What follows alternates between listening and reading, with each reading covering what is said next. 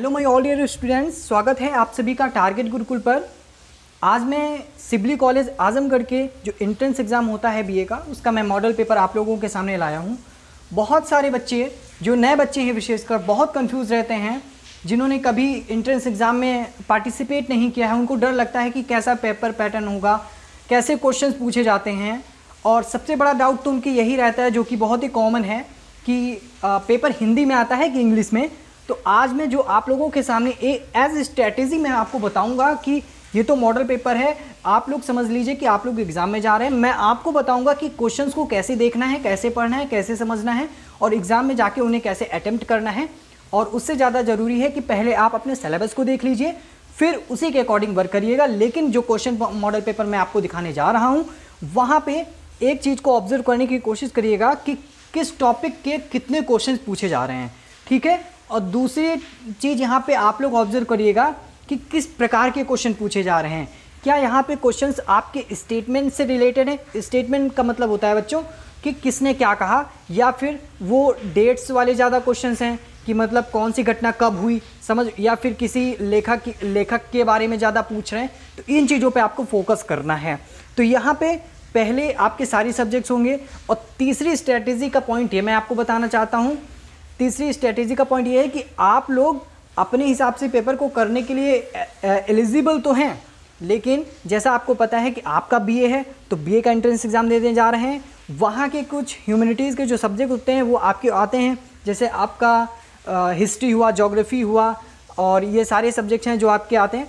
लेकिन यहाँ पे फोकस क्या करना है, अगर मान लीजिए इकोनॉमिक्स भी इसमें ऐड हो गया, तो जो आपका बीए का एंट्रेंस एग्ज़ाम होता है, जो सब्जेक्ट आपके पर्टिकुलर सब्जेक्ट होते हैं, उन्हीं पर्टिकुलर सब्जेक्ट्स में ही, और उनमें इंडियन पॉलिटी भी होता है, तो उन्हीं पर्टिकुलर सब्जेक्ट्स में से ही आपके जीके को क्वेश्चंस पुट किए जाते हैं।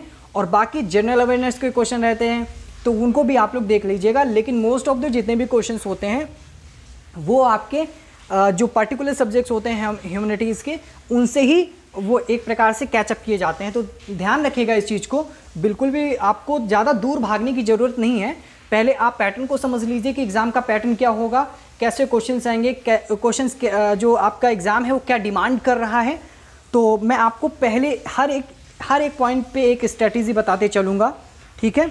तो चलिए, यहाँ पर जैसे कि आप लोग देख सकते हैं कि हिंदी के क्वेश्चन दिए हुए हैं, और आप एक चीज़ और ऑब्जर्व करिएगा कि दोनों प्रकार के क्वेश्चन हैं आपके, हिंदी मीडियम के लिए भी, इंग्लिश मीडियम के लिए। तो एक ही क्वेश्चन पेपर मिलेगा, वहाँ पे आपके राइट लेफ्ट साइड हिंदी और इंग्लिश क्रमशः होगा, ठीक है।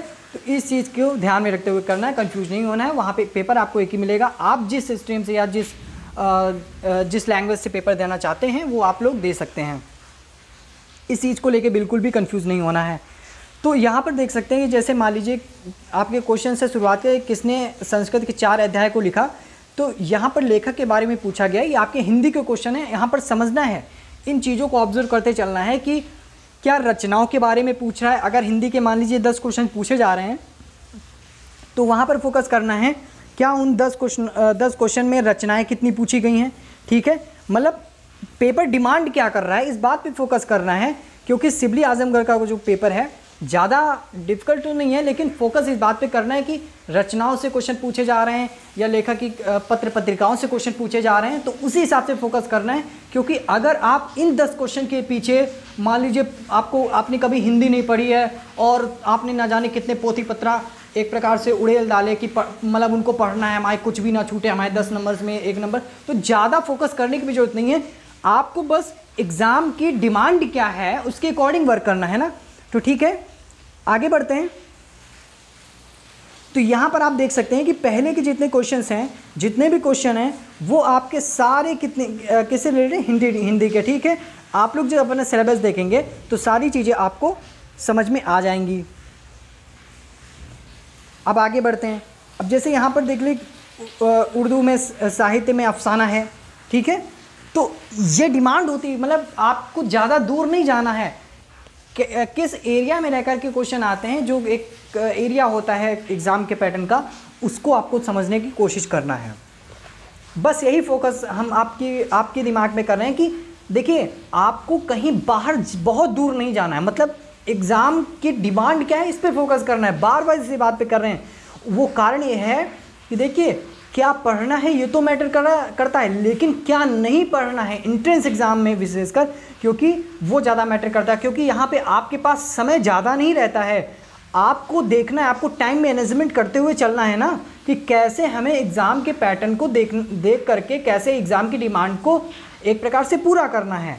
अगर आप बाहर की चीज़ों को ध्यान देंगे, सिलेबस से हटकर ध्यान देंगे, मेरा टोटल मतलब है कि आपको अपने सिलेबस में ही रहना है, ठीक है, आपको अपने सिलेबस में ही रहना, इसके बाहर बिल्कुल नहीं जाना है। नहीं है तो आप क्वेश्चन देखिए, हमने सारे क्वेश्चंस कराए हैं, कैसे क्वेश्चंस आते हैं आप लोगों के, बिल्कुल भी दूर जाने की ज़रूरत नहीं है। और एक चीज़ आपको बता दें, ये जैसे आपका एक क्वेश्चन आया कि किस देश ने 2018 में राष्ट्रमंडल के खेलों का आयोजन किया, सारे जीके के क्वेश्चंस मेरे टारगेट गुरुकुल पर, हमारे टारगेट गुरुकुल पर जितने भी आपके जीके के क्वेश्चंस हैं आप सब देख डालिए, उससे बाहर कुछ नहीं आएगा। आपका सिलेबस, हमें पता है कि कैसे क्वेश्चंस आते हैं, हम लोगों ने हर चीज़ को ऑब्जर्व करके एक पैटर्न बनाया है आप लोगों के लिए, क्योंकि हम ये चाहते हैं कि आपका सिलेक्शन हो जाए। आप अपने सिलेक्शन में के लिए इतने ज़्यादा प्रेशराइज ना हो कि आप दूसरी चीज़ों पे फोकस कर लें, आपके अंदर एक भय कहीं ना बन जाए कि हमें ये, हमारा ये ना छूट जाए।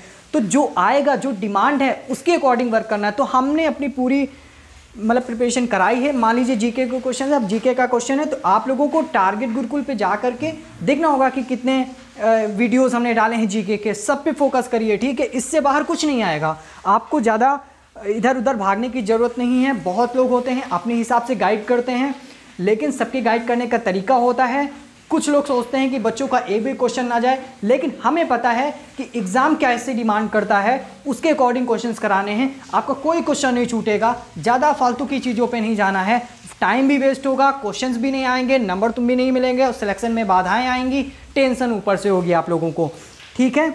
और यहाँ पर देख सकते हैं कि कैसे जनरल नॉलेज के क्वेश्चन आ रहे हैं, बहुत ही भारी मात्रा में कैसे जनरल नॉलेज के क्वेश्चन आ रहे हैं, ठीक है। तो यहाँ पर आपको फोकस करते हुए चलना है, ठीक है। और एक चीज़ बता दें कि एक ऐसा टॉपिक जो आपका बहुत इंपॉर्टेंट है उसे जरूर पढ़ लीजिएगा। हमने कराए हैं, बहुत सारे क्वेश्चंस कराए हैं, वो है आपका कॉन्स्टिट्यूशन, ठीक है। कॉन्स्टिट्यूशन से बहुत सारे क्वेश्चंस आते हैं।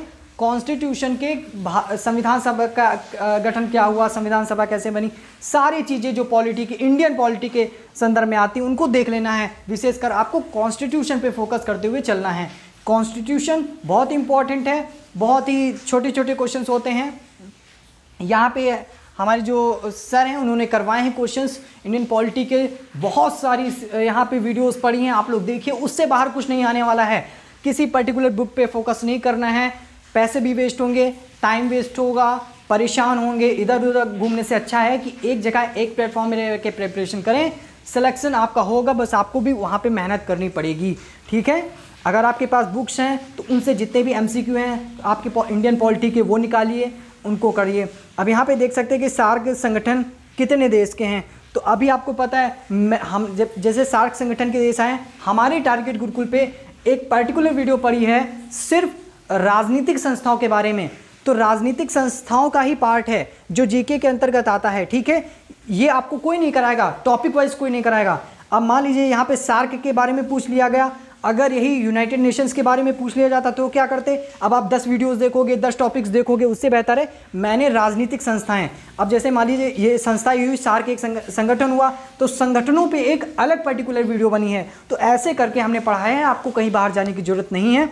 लेकिन फ्रेंड्स फिर से आपसे रिक्वेस्ट कर रहे हैं कि अगर आप लोग चैनल पे नए हैं, चैनल को सब्सक्राइब कर लीजिएगा, बेल आइकन को प्रेस कर लीजिएगा अगर आप entrance exam Sibley college Azamgarh की प्रिपरेशन करना चाहते हैं, ठीक है। ऐसे ही पूरी हेल्प हमारी तरफ से आपको रहेगी, कोई भी डाउट नहीं होगा, बस आपको भी मेहनत करनी है, ठीक है। हमारे साथ आपको भी मेहनत करनी है। ये देखिए, जिस बात को मैंने अभी कहा वही आ गया कि भारतीय संविधान, आपको अनुच्छेद पे फोकस करने, ज़्यादा अनुच्छेद आपको सारे नहीं पढ़ रहे, 395 या हो, ठीक है। बस आपको जो इम्पोर्टेंट है वो पढ़ना है, उसके बाहर हमने कुछ कराई ही नहीं है। आप मेरी वीडियोस देख लीजिए, बहुत सारी पढ़ी हैं। आप टारगेट गुरुकुल पे जितने भी इंडियन पॉलिटी की वीडियो पढ़ी हैं आप सारे देख लीजिए, उसमें उसके बाहर से आपको 395 बात करें, आज के समय में 470 अनुच्छेद कोई नहीं याद करना है, बस आपको उतना पढ़ना है जितना आपके एग्ज़ाम की डिमांड है, ठीक है। इसी प्रकार देखिए राज्यसभा और सदस्यों की अधिकतम, तो इंडियन पॉलिटी का बहुत करा है क्योंकि क्वेश्चन इससे ज़्यादा आते हैं। ठीक है, बाहर कहीं नहीं जाना है आपको। और सबसे बड़ी बात पता है क्या बच्चों, कि इंडियन पॉलिटी का जो टॉपिक है वही आपका जीके का टॉपिक बन जाता है। तो आप वहाँ समझ नहीं पाओगे, आप कहोगे यार इंडियन पॉलिटी में तो जब सिलेबस देखा था तो वहाँ लिखा था कि 10 क्वेश्चन पूछे जाएंगे, लेकिन यहाँ तो 15 क्वेश्चन है। भैया वो 15 क्वेश्चन नहीं रहते हैं, वहाँ पे जीके के क्वेश्चंस भी ऐड होते हैं। कुछ क्वेश्चंस आपके पार्टिकुलर सब्जेक्ट से होते हैं, जो आपके 10 क्वेश्चन है तो मान लो 10 और बाकी के 5 आपके जीके के पूछ ले गए। आप वहाँ पर कन्फ्यूज नहीं होना है। तो ये सारे जितने भी ह्यूमैनिटीज़ के सब्जेक्ट्स हैं सब वहीं से आते हैं। ठीक है, ये आपके बहुत ही बेसिक्स हैं। आपको इंडियन पॉलिटी में सारे क्वेश्चंस कराए हैं, कोई भी क्वेश्चन बाकी नहीं है। जाइए जल्दी से प्लेलिस्ट देखिए, वहाँ पे सारी वीडियोस पड़ी हुई हैं। आपको बस हमारा यही कहना है, मेरी यही सलाह है, अगर आपको माना है एटलस, हम नहीं जानते, जहाँ पर आपको अच्छा लगे वहाँ से आप प्रिपरेशन करिए। लेकिन मैं आपको फिर से रिक्वेस्ट कर रहा हूँ, अगर आप लोग सिलेक्शन चाहते हैं तो क्या पढ़ना है उससे ज़्यादा बेहतर है कि क्या नहीं पढ़ना है, क्योंकि ये एंट्रेंस एग्ज़ाम है। फिर से कह रहे हैं, आलतू फालतू की चीज़ों पे ध्यान नहीं देना है, जो आपके सिलेबस है उसके अकॉर्डिंग चलना है। क्योंकि अगर आपको नॉलेज ही लेना है तो एक बार सिलेक्शन करा लीजिए, उसके बाद तो आपको पढ़ना ही है, उसके बाद आप डीपली पढ़ लीजिएगा। लेकिन एक सिलेक्शन होने के लिए कितना ज़रूरी होता है, बहुत प्रेशर रहता है। हालाँकि ये बहुत बड़ा एग्ज़ाम नहीं है, लेकिन प्रेशर बहुत रहता है। एक अच्छी यूनिवर्सिटी मिल जाएगी या एक अच्छा कॉलेज मिल जाएगा तो प्रिपरेशन अच्छी हो सकेगी, यहीं से बेस मेरा बन जाएगा।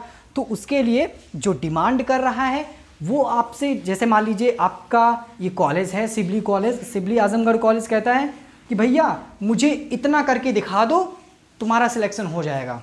तो उसकी डिमांड को पूरा करो ना। अब आप सोच रहे हो कि इससे बाहर कहीं ना पूछ रहे, वो साफ साफ आपके सामने एक पर्चा रख रहा है, कह रहा है सिर्फ इतना कर लो आपका सिलेक्शन हो जाएगा। लेकिन आप क्या हो कि आप, उसने ऐसा बोल दिया कि सिर्फ इतना कर लो आपका सिलेक्शन हो जाएगा। इसी बात ने आपको दबाव डाल दिया, आप बहुत टेंशनाइज हो गए कि अब क्या करें, अब हमको अगर ये नहीं पढ़ा, ये छूट गया तो मेरा सिलेक्शन नहीं होगा। उसकी बात आपको लग गई। लेकिन बिल्कुल नहीं घबराना है, सिर्फ जो उसको फोकस, उसका डट के सामने करो, हाँ ठीक है मैं इतना ही पढ़ूंगा और इसी में सिलेक्शन लूँगा।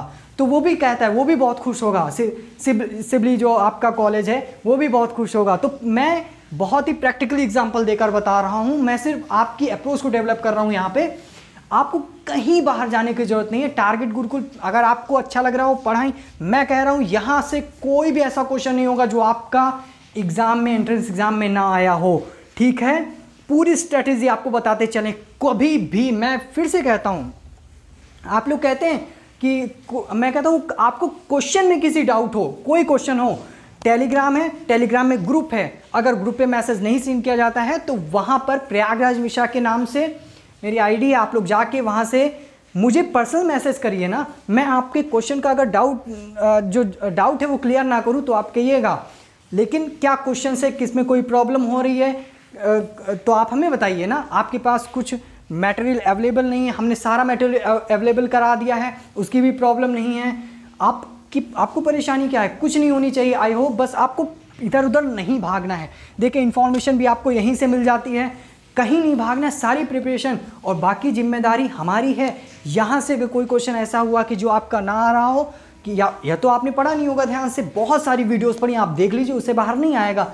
आपको 2-3 किताबें लेने से बेहतर है या आपको इधर उधर भागने से अच्छा है कि एक प्लेटफॉर्म है, ये पर्टिकुलर प्लेटफॉर्म आपके एंट्रेंस एग्जाम के लिए है। आप यहाँ आइए, तैयारी करिए। कोई दिक्कत होती है, यहाँ पे हमारी जितनी भी फैकल्टीज़ हैं वो आपके लिए यहाँ पे बहुत सारी, चाहे टेलीग्राम हो चाहे व्हाट्सअप हो, सारी फैकल्टीज़ उपलब्ध करा दी हैं फैसिलिटीज़।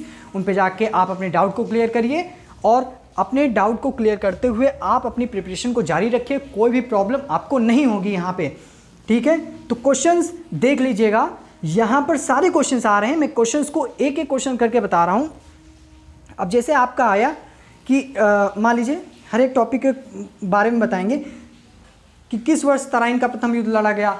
अब ये क्वेश्चन आपका हिस्ट्री से आया। अब ये क्वेश्चन आपका जीके से भी पूछा जा सकता है, क्योंकि जीके का भी पार्ट हो सकता है तराइन का युद्ध, लेकिन हिस्ट्री का मेन टॉपिक है तो हिस्ट्री से ही आएगा ऑफकोर्स। लेकिन इंडियन पॉलिटी, मैंने अभी आपको बताया कि इंडियन पॉलिटी ही ऐसा है, और इकोनॉमिक्स आपका टॉपिक है, इंडियन इकोनॉमी, जो आपका जीके के अंतर्गत भी पूछा जाता है। ठीक है, तो फिलहाल आगे बढ़ते हैं और देखते हैं। ये देखिए आपके जो क्वेश्चंस आए हैं वो आपके सारे क्वेश्चंस आए हैं जैसे आपका जलिया बाग नरसंहार कब हुआ, ये आपका मॉडर्न हिस्ट्री से है, ठीक है। मॉडर्न हिस्ट्री के लिए मैंने सीरीज कराई हैं पर्सनली, आप लोग देख सकते हैं मेरी प्लेलिस्ट में जा कर के, ठीक है। अब जैसे ओलंपिक खेल हुआ, ओलंपिक खेल आपका जीके से रिलेटेड है। तो इवन देखो मैंने क्या किया है कि बच्चे कंफ्यूज ना हो। अब जैसे खेल के बारे में आया, ठीक है, ध्यान से सुनना। अब जैसे यहाँ पर खेल के बारे में आया कि आधुनिक ओलंपिक खेल कब शुरू हुआ, तो ये जीके का क्वेश्चन है, लेकिन मैंने क्या किया है खेल के लिए, जैसे कि अब क्वेश्चंस आए तो मैंने क्या किया, एक सीरीज़ अलग बना दी है कि उसमें सारे खेल्स के क्वेश्चंस हैं, जितने भी इंपॉर्टेंट खेल्स हैं वो सारे आएंगे। तो इस तरह से पढ़ाई कराई है हम लोगों ने। तो हमारे चैनल पे अगर आप प्रिपरेशन कर रहे हैं कोई भी दिक्कत नहीं होगी, कहीं से भी आप लोग बहुत ही अच्छे से पढ़ाई यहाँ पर कर सकते हैं। आप अपने सिलेक्शन के लिए अपने जो कमर है वो अच्छे से कर सकते हैं। अब जैसे कि मान लीजिए ये एशिया का पहला स्टॉक एक्सचेंज कहाँ अवस्थित है, तो इसके लिए आपका इंडियन जो है इंडियन इकोनॉमी उसको देखना पड़ेगा, या इकोनॉमिक्स की क्लासेज हैं उसको देखना पड़ेगा। सारी प्लेलिस्ट अवेलेबल हैं, वहाँ पर जाकर आपको देखना पड़ेगा, ठीक है। योजनाओं के बारे में आपको हमने सब सारा कराया है, जैसा कि अभी ऊपर आया था। अब जैसे किस नदी पर है, तो ये सारी चीज़ें जीके के अंतर्गत आती हैं। जीके की बहुत सारी वीडियोज़ पढ़ी हैं, आप लोग देख सकते हैं, ठीक है। रबी की फसल नहीं है आपका, अगर देखा जाए तो ज्योग्राफी का टॉपिक है, तो ज्योग्राफी की मैंने पूरी सीरीज़ कराई है, अभी जल्दी ख़त्म की है।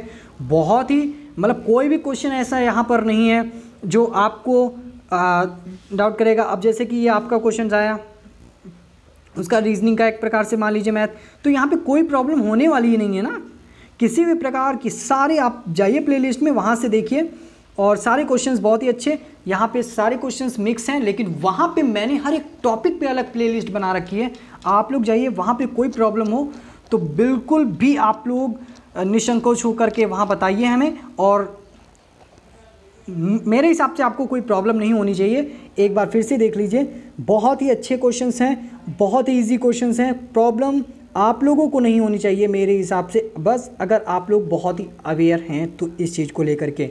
अगर आप लोग चाहते हैं कि मेरा एंट्रेंस एग्ज़ाम क्लियर हो, अब जैसे नाबार्ड है, नाबार्ड आपका इंडियन इकोनॉमी में आता है, उसको देखना पड़ेगा। इंडियन इकोनॉमी की प्लेलिस्ट में जाके क्वेश्चंस कोई नहीं छूटेगा।